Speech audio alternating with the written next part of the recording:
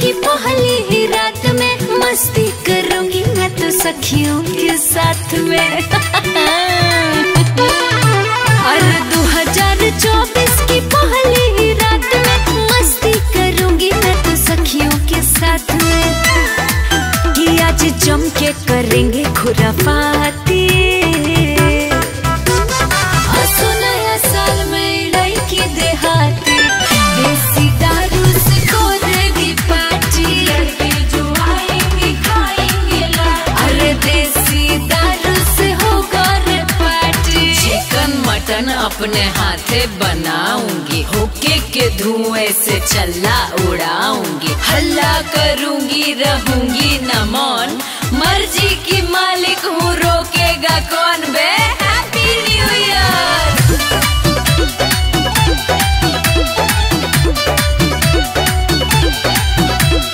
जाए के न कहीं आज नाचे के जे साउंड फुल कोई के बजावे के डीजे, धूम धड़ाका होई हो दंग इलाका होई हो।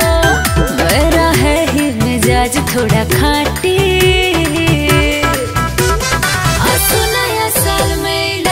देहाती, देसी दारू से करेगी पार्टी, लड़के जो आएंगे खाएंगे लाठी। अरे देसी दारू से होगा रे पार्टी, होगा रे पार्टी, होगा रे पार्टी।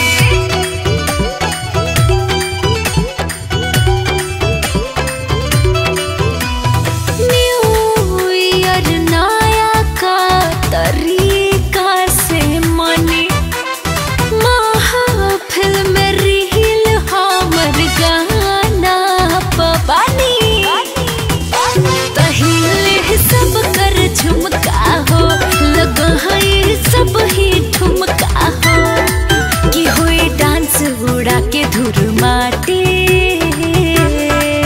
अरे नया साल में लड़की देहाती,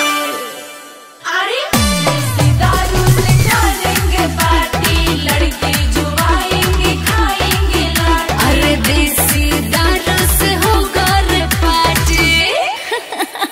समस्त ग्राम सभा फूंक देंगे।